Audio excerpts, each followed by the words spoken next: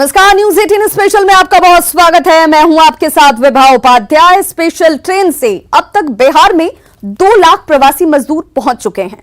सभी मजदूरों को क्वारंटीन सेंटर में रखा गया है। क्वारंटीन सेंटर में बदइंतजामी की खबरें रोज सामने आ रही हैं। तस्वीरें आपके सामने, लेकिन आज जो एक तस्वीर सामने आई है वो व्यवस्था के तमाम दावों को खोखला साबित कर रही है। जिन तस्वीरों को हम आपको दिखा रहे हैं, कटिहार रेलवे स्टेशन का एक ऐसा वीडियो वायरल हो रहा है जिसे देखने के बाद आप ये सोचने पर मजबूर हो रहे होंगे। तस्वीरों में आप देख सकते हैं कि कैसे खाना और पानी के लिए छीना झपटी मची हुई है। थैली में रखे खाने के सामान पर लोग टूट पड़े हैं। ये वो मजदूर हैं जो दूसरे राज्यों से श्रमिक स्पेशल ट्रेन से कटिहार पहुंचे हैं। हालांकि रेलवे प्रशासन का दावा है कि श्रमिकों को जगह जगह खाने की व्यवस्था की गई थी, बावजूद इसके लोगों ने खाने के लिए छीना झपटी मचा दी। तो कटिहार रेलवे स्टेशन की यह तस्वीर, जहां पर मजदूर छीना झपटी हुई और जिस पॉलीथीन को लेकर के एक दूसरे मजदूर से सब उलझे पड़े हैं। इस पॉलीथीन में बिस्किट के पैकेट हैं जिसके लिए ये मारा मारी चल रही है। स्पेशल ट्रेन से सभी मजदूर पहुंचे थे कटिहार रेलवे स्टेशन पर। यह नजारा कई सवालों को अपने आप में जन्म दे देता है। हालांकि रेलवे का अपना दावा है कि इन सभी के लिए इंतजाम किए गए थे। इसके बावजूद इन लोगों ने जो तस्वीर सामने रखी वो बेहद चौंकाने वाली।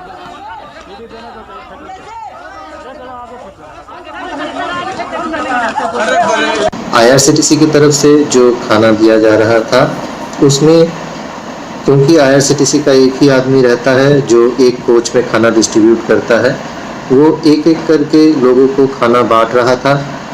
इतने में कुछ लोग अपना पेशेंस नहीं रख पाए और खाने पे टूट पड़े, जो कि बहुत ही दुखद है। हम लोगों से ये अपील करना चाहेंगे आपके माध्यम से कि कृपया ऐसा ना करें। जो इंस्ट्रक्शंस है उनको फॉलो करें। सारी सुविधाएं जो सरकार की तरफ से दिया जा रहा है सब मिलेगा, लेकिन आपको अपना धैर्य नहीं खोना है। इधर दानापुर स्टेशन पर जमकर कामगारों ने हंगामा मचाया। ये सभी कामगार मुंबई से श्रमिक स्पेशल ट्रेन से यहां पर पहुंचे थे। साथ ही सोशल डिस्टेंसिंग का भी प्रशासन के रहते मजाक उड़ाया गया। चलिए आपको तस्वीरें दिखाते हैं। आप इन तस्वीरों को देखेंगे तो सब कुछ साफ हो जाएगा। इन तस्वीरों में देखिए कितनी भीड़ यहां पर है। यहां पर हंगामा उन यात्रियों ने किया जिन्हें दरभंगा और मधुबनी जाना था, लेकिन प्रशासन की तरफ से उन्हें बस मुहैया नहीं कराई गई। यहां तक कि उन्हें खाना तक नहीं दिया गया। इन लोगों को कड़ी धूप में लाइन में खड़ा किया गया, जिसके बावजूद उन्हें खाने के लिए कुछ भी इंतजाम नहीं था। पानी तक इन लोगों को नहीं दिए गए और यही वजह बनी इनके सब्र के बांध के टूट जाने की। इन्होंने बारिश के बीच रोड पर आकर हंगामा किया। आप इन तस्वीरों को देखकर इस हालात का, इस स्थिति का अंदाजा बखूबी लगा सकते हैं। तो तस्वीरों को देखकर अंदाजा लगाइए, जहां पर सोशल डिस्टेंसिंग ही कोरोना को मात दे सकती है। जिस सोशल डिस्टेंसिंग से आप कोरोना पर जीत हासिल कर सकते हैं, उसी की यहां पर धज्जियां उड़ रही हैं। लेकिन इसके पीछे का इन लोगों का ये तर्क कि इन्हें जाने के लिए इंतजाम नहीं किया गया है। हजारों किलोमीटर दूर से ये अपने प्रदेश तो पहुंच गए, लेकिन इस जगह से अपने गंतव्य तक जाने के लिए, अपने जिले तक जाने के लिए, उस प्रखंड तक जाने के लिए कोई इंतजाम नहीं था। कड़ी धूप में इन्हें खड़ा छोड़ दिया गया। न खाने के लिए और न पीने के लिए कोई व्यवस्था ही की गई थी। प्रवासी बिहारियों की वजह से बिहार पूरी तरह कोरोना के भंवर में फंस चुका है। राज्य के सभी 38 जिलों में वायरस ने वार कर दिया है। यह हालत तब है जब बिहार में रैंडमली सैंपल्स कलेक्ट किए जा रहे हैं। ऐसे में आने वाले दिनों में हालात को संभालने के लिए सरकार की क्या तैयारी है, देखिए हमारे इस रिपोर्ट के जरिए।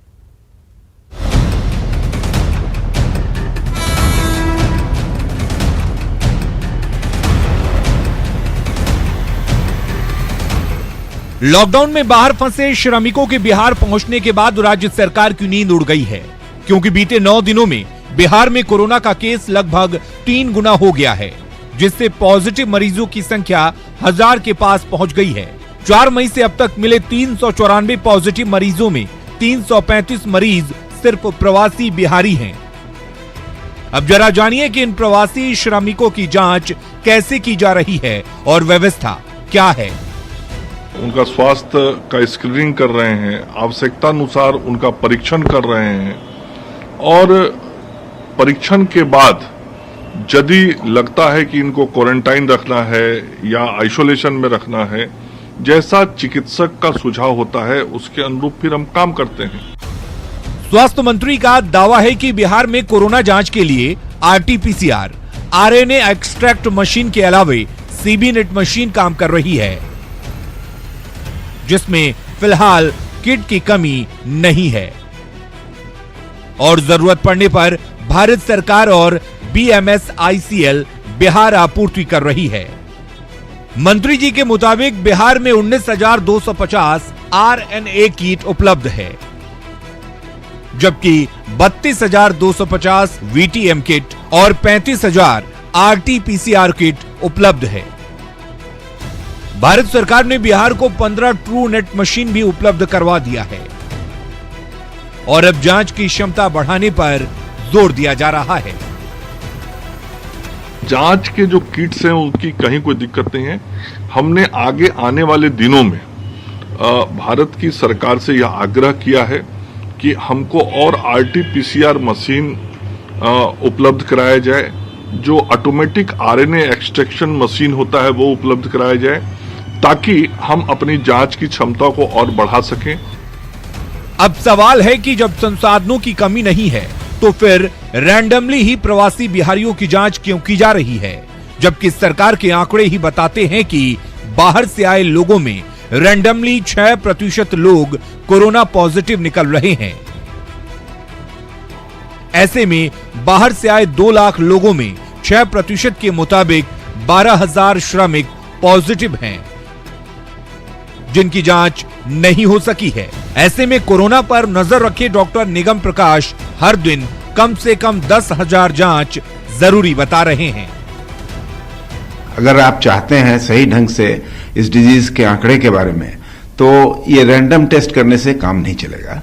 अभी इसकी संख्या को बढ़ा करके, जैसा प्रपोजल है कि 10,000 प्रतिदिन किया जाए, हालांकि बिहार कितना तैयार है इसके लिए ये अभी थोड़ा सा संशय का विषय है, लेकिन जहां तक मैं समझता हूं एज ए मेडिकल फ्रेटर्निटी इस नंबर को 10,000 जरूर करना चाहिए। गौरतलब है कि प्रवासी मजदूरों में पॉजिटिव मिलने के बाद सीएम नीतीश कुमार ने भी प्रतिदिन 10,000 सैंपल जांच करने का निर्देश दिया है। बावजूद इसके बिहार में अभी 1800 से 2000 सैंपल की ही जांच हो पा रही है। ऐसे में देखना होगा कि स्वास्थ्य विभाग टेस्टिंग कब तक और कितना बढ़ा पाती है। रजनीश कुमार, न्यूज़ 18 पटना।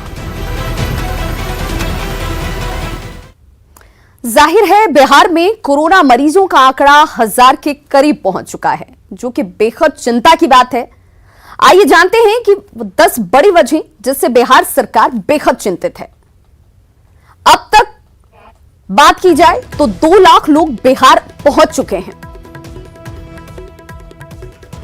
178 श्रमिक स्पेशल ट्रेन बिहार आ चुकी है, जिससे ये 2 लाख लोग बिहार पहुंचे।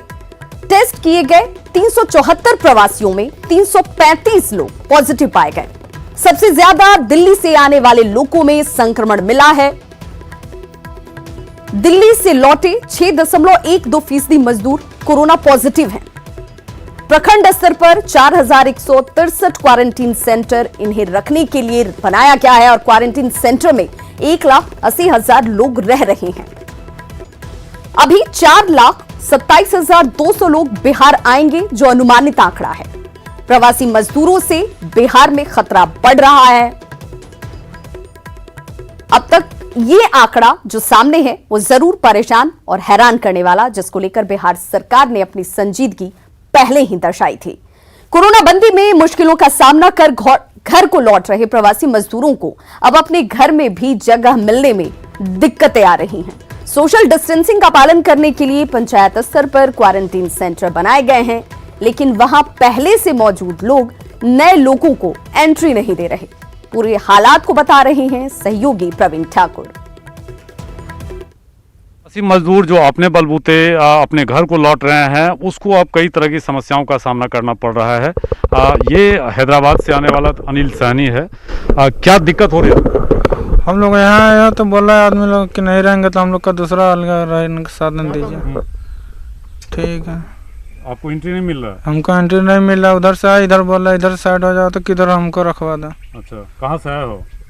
मैं तेलंगाना से। कितना दिन लगा? 5 दिन लगा उधर से आने में। से लगा साथ लेकर गया है चेक कर। क्या इसको घर नहीं ले जाना है? घर में कैसे रखेंगे, कहीं तो अलग रखना पड़ेगा। जो प्रवासी मजदूर अपने बलबूते जो आ रहे हैं, उसकी संख्या लगातार बढ़ती जा रही है ग्रामीण क्षेत्रों में, और जो क्वारंटाइन सेंटर है उसका एक्सटेंशन पंचायत स्तर पर नहीं हुआ है। उस वजह से इतनी जागरूकता लोगों में आ गई है, प्रवासी मजदूरों और उनके घर वालों में भी, कि वो अपने घर तो नहीं जाएंगे, लेकिन उन्हें कोई क्वारंटाइन सेंटर इस तरह का नहीं मिल रहा है जहां वो 21 दिनों तक रह पाएं। कैमरामैन संजीव के साथ प्रवीण ठाकुर, न्यूज 18, मुशारी, मुजफ्फरपुर। तो ऐसी तस्वीरों को और ऐसी रिपोर्ट को दिखाने के पीछे का हमारा मकसद यही है कि सरकार ऐसी चीजों पर संज्ञान जरूर ले। कोरोना काल में यात्री किराए का बाजार भाव भी उल्टा पुल्टा नजर आ रहा है। स्पेशल ट्रेन से दिल्ली से रांची पहुंचे कई यात्री आज इसी जोड़ घटाव में दिखे कि उन्होंने ट्रेन भाड़े का जितना पैसा नहीं चुकाया, उतना अब रांची से अपने घर पहुंचने का चुकाना पड़ रहा है। गुरुवार को रांची रेलवे स्टेशन के बाहर का नजारा, यात्रियों की परेशानी, ट्रैवल एजेंसियों की कमाई और प्रशासन की अनदेखी का रहा। नई दिल्ली से रांची पहुंची स्पेशल ट्रेन के यात्री अपने गंतव्यों तक पहुंचने के लिए पॉकेट में बचे खुचे पैसे का हिसाब किताब करते दिखे, क्योंकि ट्रैवल एजेंसियों ने प्रति किलोमीटर 14 रुपए के हिसाब से हर जिले के लिए रेट तय कर रखा था। हमें रांची आए हैं, हमें बहुत खुशी हो रही है, लेकिन यहाँ आने के बाद पता चला कि हमें कोई संसाधन नहीं, जो कि हमारा 450 किलोमीटर दूर है हमारा घर पाकुड़ डिस्ट्रिक्ट, तो हम वहाँ क्या पैदल जाएं।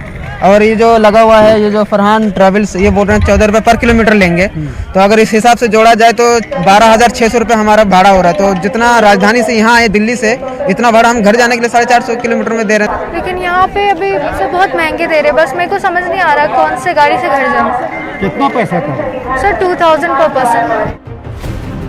रामगढ़ और जमशेदपुर जैसे पास के जिले तक जाने के लिए भी यात्रियों से ज्यादा पैसे वसूले गए। वहीं पाकुड़ और देवघर जैसे दूर के जिलों के यात्रियों की हालत ज्यादा बुरी दिखी।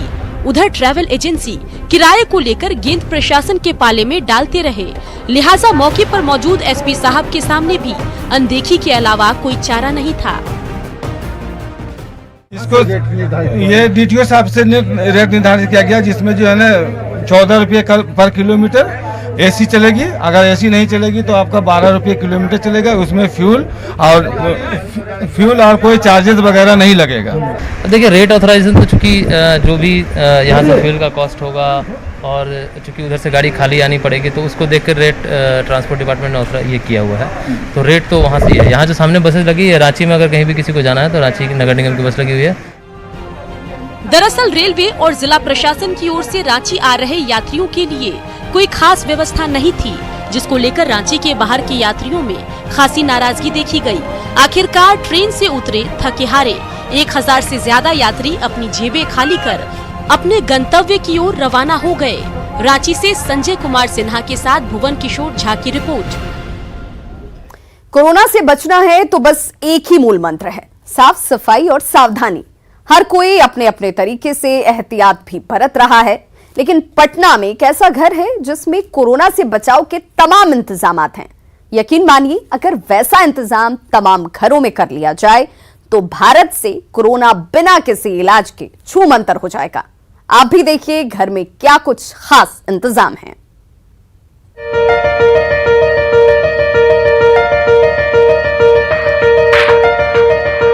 या सिम सिम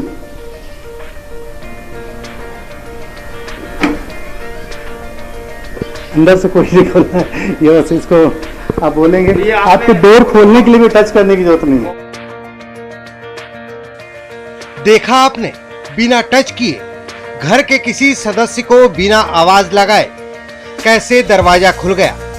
ये है पटना के पटेल नगर में रहने वाले योगेश, जिन्होंने कोरोना से बचाव के लिए अपने घर में खास इंतजाम किए हैं। शुरुआत करते हैं घर में एंट्री से। जी बताएं कैसे कैसे क्या करते हैं? नहीं, घर से बाहर आने के बाद सबसे पहले जरूरी है हाथ को धो लें। यहाँ पे लिक्विड सोप भी है, आप हाथ और पैर धो सकते हैं बिना हाथ को टच किए हुए। आप देखिए पैडल के थ्रू ये पानी आ रहा है।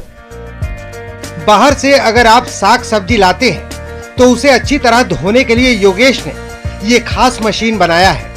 ऐसे बंद करने के बाद इसको क्लॉकवाइज और एंटी क्लॉकवाइज आप टर्न कर दीजिए।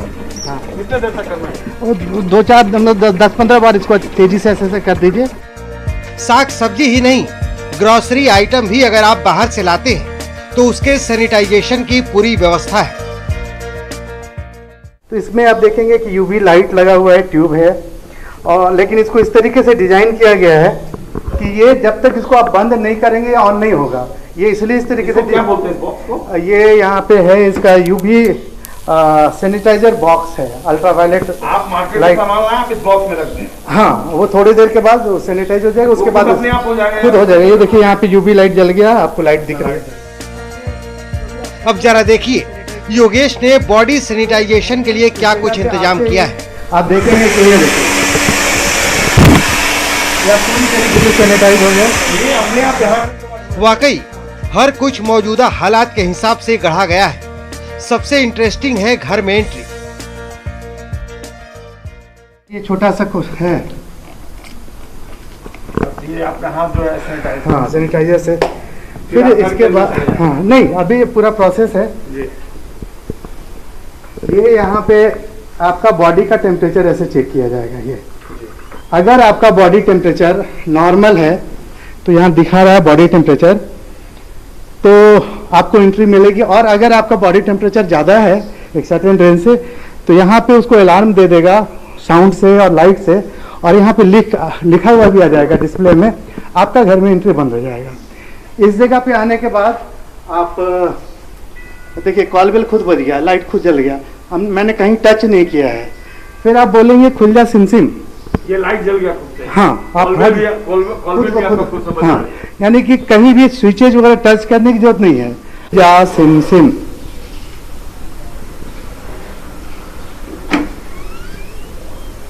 अंदर से कोई नहीं खोलना है, ये बस इसको आप बोलेंगे। आपको डोर खोलने के लिए भी टच करने की जरूरत नहीं है। मोबाइल के ऐप पर आपने बोला। हाँ, हाँ, और फिर आप अपने घर के अंदर जाते हैं। हाँ, हाँ, हाँ। इस तरीके से ये जो कोशिश है, इससे आप अपने को कोविड-19 से बचा पाए। हाँ। जाहिर है खुद को और परिवार को कोरोना से बचाना है तो एहतियात जरूरी है। योगेश ने तकनीक का सहारा लेकर जो कोविड प्रोटेक्टेड घर बनाया है उसकी चर्चा पटना के बाहर भी हो रही है। न्यूज़ 18 के लिए पटना से संजय कुमार की रिपोर्ट। बिहार के मैनचेस्टर के नाम से प्रसिद्ध गया के पटवा टोली में इन दिनों पीएम मोदी के अभियान को आगे बढ़ाने के लिए गमछा और मास्क बनाने का काम शुरू हो गया है, जिससे बुनकरों और मजदूरों की जिंदगी एक बार फिर से पटरी पर लौटने लगी है। लगभग 1.5 महीने बाद एक बार फिर मानपुर के पटवा टोली में पावरलूम और हैंडलूम मशीन के खटखट की आवाज गूंजने लगी है। कोरोना बंदी में बेरोजगार हुए मजदूरों को काम मिल गया है। बिहार सरकार के उद्योग विभाग ने यहां गमछा और मास्क बनाने का ऑर्डर दिया है। मालिक के यहाँ से 200-500 रुपया हफ्ता में मिलता था, एक आध बार मनु चावल भी मिला, तो उससे क्या होना जाना है। तो अब जा कर के कुछ मनु चालू हुआ है तो 2 पैसा होने लगा है। लॉकडाउन में बंद ही है तो कुछ करने के लिए तो कुछ करना ही है, तो ये सरकार जो कर रही है बहुत अच्छे के लिए कर रही है। जिला प्रशासन के आदेश पर गमछा के साथ ही मास्क का कपड़ा तैयार किया जा रहा है। जीविका समूह और अन्य महिलाओं के जरिए यहाँ मास्क तैयार किया जा रहा है। यहाँ के बने कपड़ों को बिहार के साथ ही बंगाल समेत अन्य राज्यों में भी भेजा जाता है। अभी देश भर का पावरलूम बंद है, इसलिए यहाँ बनाए जा रहे गमछों की डिमांड अन्य राज्यों से भी हो रही है, जिसको लेकर यहाँ पावरलूम मालिक गमछा को बाहर भेजने के लिए कई अन्य तरह की सुविधाओं की मांग सरकार से कर रहे हैं। गमछा का डिमांड यहाँ बन रहा है, अन्य कई राज्यों से फोन आ रहा है, लेकिन सारे ट्रांसपोर्ट नहीं खुल पाए हैं, गाड़ी का आवागमन सही है नहीं। मानपुर पटवा टोली में पावरलूम के चालू होने से स्थानीय विधायक सह कृषि मंत्री ने भी खुशी जताई है। मंत्री जी की माने तो इससे लोगों को रोजगार तो मिलने ही लगा है, साथ ही इससे प्रधानमंत्री के गमछा अभियान को भी बल मिल रहा है। गमछा निर्माण करने की शुरुआत हो गई है ताकि मास्क की जरूरतों को गमछा के माध्यम से पूरा किया जाएगा। अभी करीब 25% मजदूरों को काम मिल रहा है और उम्मीद है कि आने वाले समय में मानपुर पटवा टोली में पहले की तरह ही 40 से 50 हजार मजदूरों को फिर से काम मिलने लगेगा। सहयोगी विपिन के साथ अरुण चौरसिया, न्यूज 18 गया। बिहार और झारखंड के कई इलाकों में आज झमाझम बारिश हुई। रांची और पटना समेत कई इलाकों में तेज हवा के साथ जोरदार बारिश हुई। तस्वीरें आपके सामने, 2 तस्वीरों के जरिए आप देख सकते हैं कि किस तरीके से झमाझम बारिश के बीच लोगों ने गर्मी से राहत पाई है। तेज हवा की वजह से कई जगहों पर पेड़ भी गिर गए। आंधी और बारिश की 2 तस्वीरें आपके टीवी स्क्रीन पर। गर्मी झेल रहे लोगों ने आज उस वक्त बड़ी राहत महसूस की जब राजधानी पटना में झमाझम बारिश हुई। हालांकि बारिश से कुछ इलाकों में बड़े बड़े पेड़ या फिर उनकी टहनियां सड़क पर आ गिरी। इससे कई इलाकों में बिजली के तार टूट गए और घंटों बिजली गुल रही। पूरे हालात का जायजा लिया न्यूज 18 संवाददाता संजय कुमार ने। राजधानी में आज हवा के साथ अच्छी बारिश हुई है और इसका प्रभाव भी देखा जा रहा है। कई इलाकों में बड़े बड़े पेड़ जो है वो गिर गए हैं, जिससे यातायात भी प्रभावित हुए। देखिए ठीक बगल में जो पेड़ है उसने पूरे सड़क को कवर कर लिया है और इस कारण दोनों तरफ से गाड़ियों के आने में प्रॉब्लम हो रहा है।